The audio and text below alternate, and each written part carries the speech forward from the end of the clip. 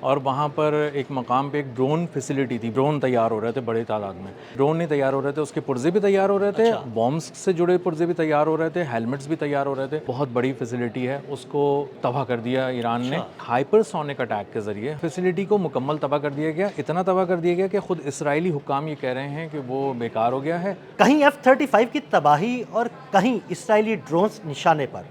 ایران نے تازہ ترین حملوں میں اسرائیل کا ڈرونز کا ذخیرہ تباہ و برباد کر دیا۔ یہ حملہ کہاں پر کیا گیا اور اسرائیلی فضائیہ کی اس وقت کیا صورتحال ہے؟ میرے ساتھ موجود ہے اظہر علی خان، ان سے اس بارے میں کچھ تفصیلات حاصل کرنے کی کوشش کرتے ہیں۔ اظہر بھائی، ایک تازہ ترین حملہ کیا ہے ایران نے اور بڑا ہی تباہ کن حملہ ہے، سنا ہے کہ اسرائیل کا کوئی ڈرونز کا بہت بڑا ذخیرہ ہے وہ تباہ ہو گیا ہے، یہ حملہ کہاں پر کیا گیا؟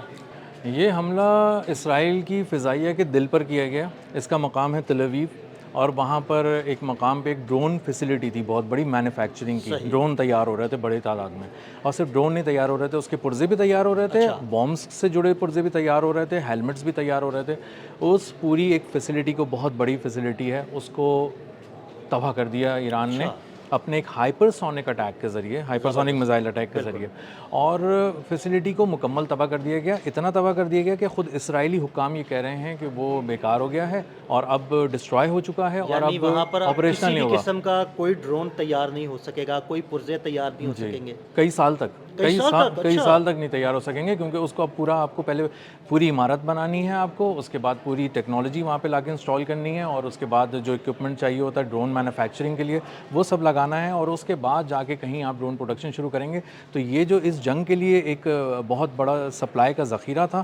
جو بیسکلی ڈرونز کے ذریعے بہت زیادہ سرویلنس کی جا رہی تھی، ٹیکٹیکل مشنز میں بھی اسرائیل اس کو بہت زیادہ اپنی فضائیہ کے ساتھ استعمال کر رہا تھا، اور اس سے ایران کے فوجیوں کی جو نقل و حرکت تھی نا، وہ بہت زیادہ محدود بھی تھی اور کہیں کہیں ایکسپوز ہو جاتی تھی۔ تو یہ ایران کی سرحد کے اندر جاتے تھے اور وہاں پہ جا کے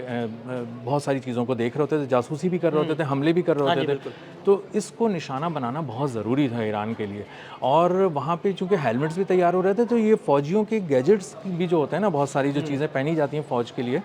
وہ بھی بہت زیادہ کمپرومائز ہو گئی ہیں۔ یہاں پہ ہیلمٹس ہوئے ہیں، اس سے پہلے ان کی اسلحے اور جیکٹس وغیرہ پہ بھی ہوا ہے۔ ایران نے چور کو نہیں، چور کی ماں کو نشانہ بنایا۔ جی ایسا ہی ہے۔ جس فیکٹری سے وہ ڈرونز تیار ہو کے نکلتے تھے اور آ کے ایران میں تباہی مچاتے تھے، انہوں نے ڈائریکٹ اس فیکٹری کو نشانہ بنایا اور اس فیکٹری کو تباہ و برباد کر دیا۔ جی ایسا ہی ہے۔ ایرانی انٹیلیجنس بہت عرصے سے، کئی سال سے اس میں لگی ہوئی تھی کوششوں میں کہ جب بھی کبھی ایران پہ کوئی ممکنہ اٹیک ہوگا تو امریکہ کی جانب سے ہوا تو پیچھے سے اسرائیل ضرور آئے گا، اور اسرائیل کیسے آئے گا؟ وہ اپنی ایئر فورس کے ذریعے ضرور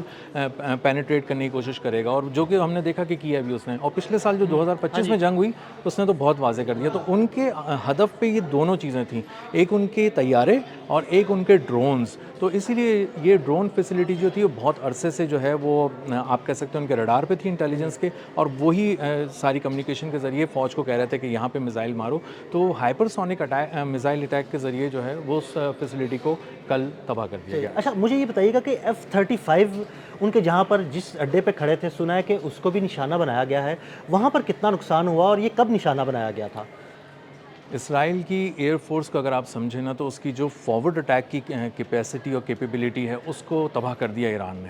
اسرائیل کی ایئر فورس تو ہے لیکن وہ 60% ختم ہو چکی ہے، اور جن طیاروں پہ اس کو ناز تھا جو اس نے امریکہ سے خریدے تھے، $100 ملین کا ایک، 40 وہ کھڑے کھڑے ہی تباہ ہو گئے، اس میں پائلٹ کے بیٹھنے کی بھی نوبت نہیں ہے۔ یعنی وہ گراؤنڈ پہ کھڑے ہی 40 F-35 لڑاکا طیارہ تباہ و برباد کر تباہ ہو گئے۔ آدھے گھنٹے کا یہ آپریشن تھا، اس میں hyper sonic missile, ballistic missile اور ڈرونز کے ذریعے حملہ کیا گیا۔ اور پہلے بتایا، اور نیواتم ایئر بیس ہے، یہ بتا دوں میں آپ کو پہلے، یہ ڈیزرٹ، نیگو ڈیزرٹ کے قریب ہے، اور یہ بہت ہی اہم آپریشنل بیس تھی اسرائیل کی فضائیہ کی، اور یہیں سے سارے حملے پورے مشرق وسطیٰ میں کیے جاتے تھے۔ 3 اس کے رن وے ہیں، تینوں تباہ کر دیے۔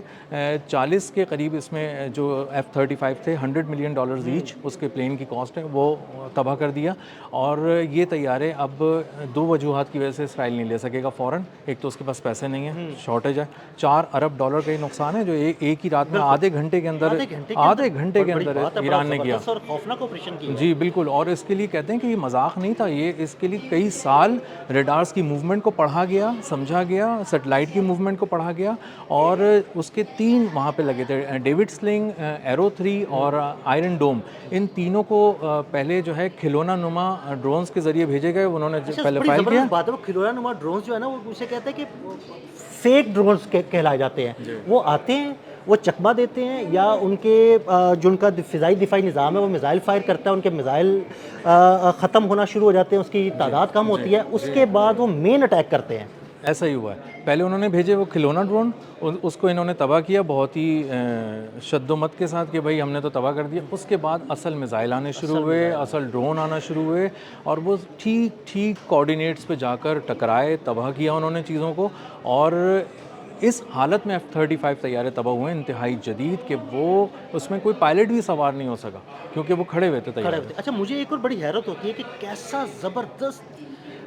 ایران کی ایک بڑی زبردست پلاننگ ہے کہ تاک کر نشانے بناتے ہیں، اور جو نشانہ بناتا ہے بالکل اس کا میزائل اسی جگہ پر جا کے لگتا ہے۔ یہ پورے جو دنیا بھر کے عسکری حلقے ہیں ان کو بھی بہت حیرانی تھی شروع میں، اب تو خیر ان کو سمجھ آ گیا کہ ایران کیا کر رہا ہے، لیکن یہ واقعی انتہائی حیران کن چیز تھی کہ کس طرح ایگزیکٹلی کوآرڈینیٹس پہ وہ اٹیک کر رہے ہیں۔ ایک موساد کی بلڈنگ کو انہوں نے اڑایا، موساد کی میٹنگ کو اڑایا، ٹھیک اسی فلور پہ جس بلڈنگ میں وہ رہائشی میں جہاں پر وہ ایک